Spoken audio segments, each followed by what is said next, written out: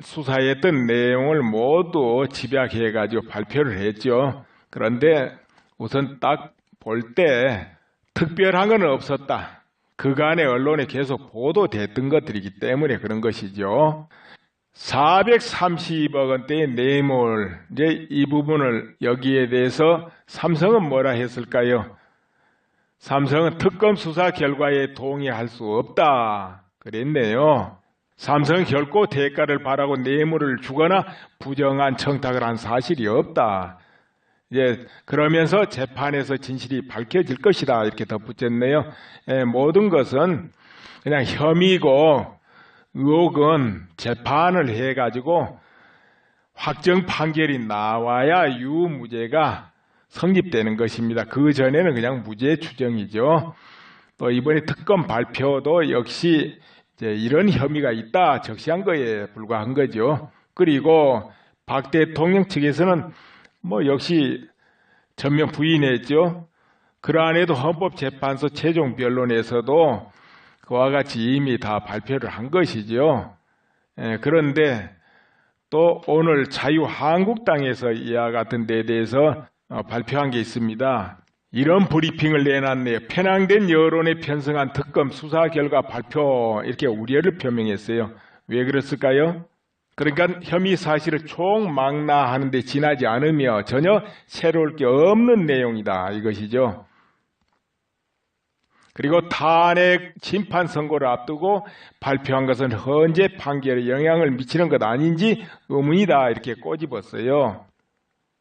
그리고 또 박 대통령의 헌재 최후 변론 의견서에서 어떤 기업인으로부터도 부정한 청탁을 받거나 이를 들어준 적이 없다. 또 그와 관련해 어떤 불법적 이익도 얻은 사실이 없다. 그리고 재판 과정에서 첨예한 논란이 예상되는 피의 사실을 명확한 증거 제시 없이 공표한 것에 우려를 표명 이런 이야기를 했네요. 기소돼 가지고 재판 진행 중인 거 이런 거 아닌 것을 미리 발표하는 것을 흔히 피의 사실 공표라 하죠. 피의 사실 공표는 불법이라는 것이죠. 근데 이번 그 수사 과정에서 계속 피의 사실 공표 이 문제가 많이 있었어요. 그래가지고 몇 개 단체가 또 고발도 하고 그랬을 겁니다. 그 피의 사실을 언론에 흘리고 그랬다 해가지고. 근데 이 부분은 어떻게 해석될지 또 법조인들이 말이 나올 겁니다. 이 특검이 일주일이나 지나서 이런 발표를 하느냐, 이것은 아마 그랬는가 봅니다. 검찰이 이관하는 업무량이 과다했다. 최순실 관련 기소, 이재용 관련 이런데 하다 보니까 업무량이 과다해서 수사 만료일에 못 맞췄다는 거죠. 그런데 말이 또 있게 되겠네요. 왜냐? 이 특검팀이 106명이나 됩니다. 106명이나 되는데 지금까지 쭉 흘러온 그 모임인데 이것을 왜 만료일에 발표하지 못할 거냐 이거지요. 박영수 씨 발표에 특이한 게 또 하나 더 있습니다.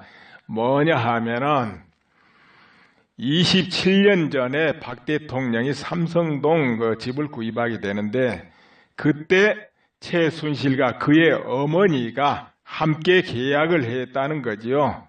그러자 여기 박근혜 대통령 측에서는 특검이 박 대통령을 털어도 제대로 된 증거가 안 나오니까 27년 전에 집을 산 문제까지 들고 나왔다 이렇게 말을 하고, 삼성동 사저도 1990년에 장충동 저택을 팔아서 샀다는 것이 이미 증명이 됐고 증거도 제출할 수 있다 이렇게 강조를 했어요.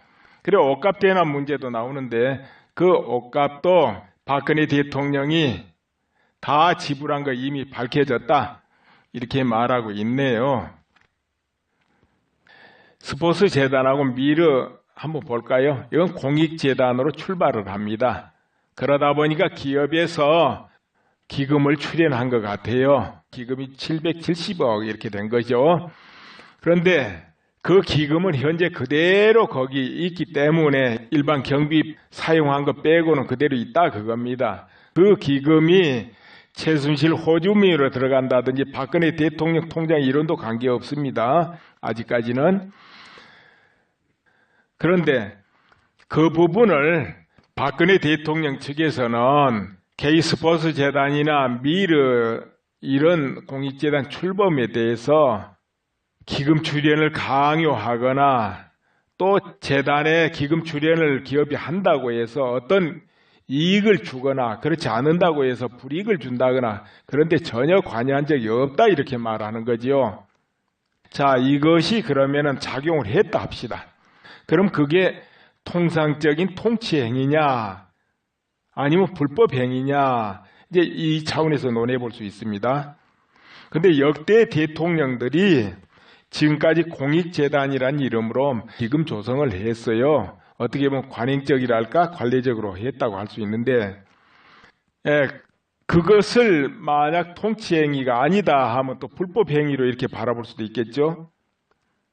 과거에 여러분 잘 아시다시피 남과 북이 교류를 좀 해온 시절이 있습니다.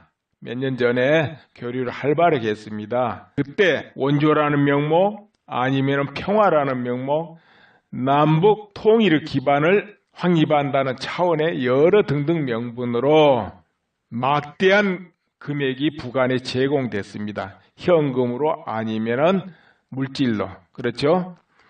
그랬는데 자, 그건 그때 이제 통치행위입니다. 그러나 몇 년 지나서 어떤 결과가 다가온 겁니까? 자, 그런데 지금 어떤 결과가 다가왔습니까? 핵미사일이 돼가지고 대한민국의 생존권을 지금 위협하고 있습니다. 한국 입장에서 혼자 힘으로 해결할 수 없는 상황이 와버렸어요. 절대 이태로운 지경에 도달했다 이겁니다. 그렇다면 이것을 만약 통치행위라면 이제 어떻게 해석되겠습니까? 아, 그거는 이제 잘했다 못했다 차원 해석으로 끝나겠죠. 그러나 그걸 통치행위로 인정받지 못할 때는 또 어떻게 되겠습니까? 그렇게 되면 달라지죠. 왜 달라지냐? 그렇게 되면 이게 죄가 성립된다는 거죠. 현재 결과가 최악이기 때문에 통치행위로 인정하지 않고 그것을 수사 대상으로 여긴다 하게 되면은 그 주변에 관련된 인물들 다 조사하면은 참 재밌는 일이 벌어지겠죠. 그래서 대통령의 통치행위란 것은 정말로 광범위한데 그 통치행위가 뒤집기에 따라서는 엄청난 범죄도 될 수 있다는 거죠. 통치행위가 뒤집히면은 불법이 되고 엄청난 죄에 걸릴 수 있다는 이야기죠. 참고로 외환죄라고 있습니다. 외환죄는 외국 혹은 적국하고 통모하거나 대한민국에 위해를 끼치는 항적 행위를 할 때 그것을 외환죄로 분류를 해요. 외환죄. 그 외환죄는 외환유치죄, 여적죄, 모병이적죄, 시설 파괴 이적죄, 물건 제공 이적죄, 간첩죄, 일반 이적죄, 전시 군수객, 불이행죄 등등 이런 게 외환죄에 들어가는데 굉장히 다 중죄에 다 속하는 것들입니다. 그리고 대다수가 보면은 형의 소멸, 시효가 없는 것들이죠. 여러분 이제 내용을 들으실 때 좀 길어도 처음부터 끝까지 다 들으셔야 됩니다. 나누어서 듣더라도 나누어서 다음 듣더라도 다 들으셔야 돼요. 왜 그러냐 하면은 그 안에 내용이 전부 연결되면서 어떤 걸 나타내요. 딱딱 끊어가지고 이건 옳다 그러다 이렇게 하는 방식이 아니기 때문에 이건 맞다 틀리다 이렇게 하면 간단하잖아요. 그런데 그렇게 안 하고 전체를 서술을 하면서 어떤 것을 어떤 건 암시도 하고 어떤 것은 방향 제시도 하고 어떤 것은 이렇지 않냐 하기도 하고 이제 판단은 듣는 분들이 하시도록 그렇게 이 줄거리만 엮어줘요. 대체적으로 제가 딱딱 잘라가지고 이건 맞다 틀리다 하면 좋겠지만은 그러면은 늘 제가 말씀드리지만은 크게 동의하는 사람이야 기분이 좋고 시원하겠지만은 동의 안 하신 분들이 들어볼 때는 덧정이 없다 이거예요. 그렇게 되면 의미가 없잖아요. 서로 뜻이 다른 분들도 같이 들어보고 서로 생각해보고 판단해보고 느껴보자고 하는 거거든요. 그래야 뭐가 되니까요. 그래서 그 방향으로 하기 때문에 되도록이면 나는 웬만하면 중립적으로 이렇게 말을 서술하려고 그래요. 일부러. 내 마음에 따로 있다 하더라도 그건 접어두고 그렇게 합니다. 그러니까 여러분 그분을 잘 생각하시고 이렇게 들어보셔야 됩니다. 그리고 조심해야 될 게 이 인터넷 세계는 엉뚱하게 변조되고 꾸미고 해가지고 돌아다니는 그런 기사 찌라시 이런 거 굉장히 많습니다. 그래서 자칫하면 속아요. 그래서 꼭 근거 팩트 잘 확인하셔야 됩니다. 언뜻 보고는 짐작하면 안 돼요. 그건 남이 해놓은 걸 적당히 몇 군데 변조를 해가지고 군데군데 막 변조해가지고 그렇게 하는 거예요. 그런데 자칫하면 속죠. 모르니까. 그러시면 안 되거든요. 누군가 편집해서 조작한 겁니다. 그렇기 때문에 잘 확인하시고 확인해야지 언뜻 거기 하게 되면 착각을 하고 그렇게 하면 안 됩니다. 그리고 댓글 다실 때 또 너무 극단적인 댓글은 자제하시고 그래야 됩니다. 예. 그러면은 감사합니다. 이런 발표를 하느냐 이것은 아마 그랬는가 봅니다. 검찰이 이관하는 업무량이 과다했다. 최순실 관련 기소 이재용 관련 이런데 하다 보니까 업무량이 과다해서 수사 만료일에 못 맞췄다는 거죠. 그런데 말이 또 있게 되겠네요. 왜냐? 이 특검팀이 106명이나 됩니다. 106명이나 되는데 지금까지 쭉 흘러온 그 모임인데 이것을 왜 만료일에 발표하지 못할 거냐 이거지요. 박영수 씨 발표에 특이한 게 또 하나 더 있습니다. 뭐냐 하면은 27년 전에 박 대통령이 삼성동 그 집을 구입하게 되는데 그때 최순실과 그의 어머니가 함께 계약을 했다는 거지요. 그러자 여기 박근혜 대통령 측에서는 특검이 박 대통령을 털어도 제대로 된 증거가 안 나오니까 27년 전에 집을 산 문제까지 들고 나왔다 이렇게 말을 하고 삼성동 사저도 1990년에 장충동 저택을 팔아서 샀다는 것이 이미 증명이 됐고 증거도 제출할 수 있다 이렇게 강조를 했어요. 그리고 옷값 대납 문제도 나오는데 그 옷값도 박근혜 대통령이 다 지불한 거 이미 밝혀졌다 이렇게 말하고 있네요. 스포츠재단하고 미르 한번 볼까요? 이건 공익재단으로 출발을 합니다. 그러다 보니까 기업에서 기금을 출연한 것 같아요. 기금이 770억 이렇게 된 거죠. 그런데 그 기금은 현재 그대로 거기 있기 때문에 일반 경비 사용한 거 빼고는 그대로 있다 그겁니다. 그 기금이 최순실 호주머니로 들어간다든지 박근혜 대통령 통장 이론도 관계없습니다. 아직까지는. 그런데 그 부분을 박근혜 대통령 측에서는 K스포츠재단이나 미르 이런 공익재단 출범에 대해서 기금 출연을 강요하거나 또 재단에 기금 출연을 기업이 한다고 해서 어떤 이익을 주거나 그렇지 않는다고 해서 불이익을 준다거나 그런데 전혀 관여한 적이 없다 이렇게 말하는 거지요. 자, 이것이 그러면은 작용을 했다 합시다. 그럼 그게 통상적인 통치 행위냐 아니면 불법 행위냐 이제 이 차원에서 논해 볼 수 있습니다. 근데 역대 대통령들이 지금까지 공익재단이라는 이름으로 기금 조성을 했어요. 어떻게 보면 관행적이랄까 관례적으로 했다고 할 수 있는데 그것을 만약 통치행위가 아니다 하면 또 불법행위로 이렇게 바라볼 수도 있겠죠. 430억 원대의 뇌물 이제 이 부분을 여기에 대해서 삼성은 뭐라 했을까요? 삼성은 특검 수사 결과에 동의할 수 없다 그랬네요. 삼성은 결코 대가를 바라고 뇌물을 주거나 부정한 청탁을 한 사실이 없다.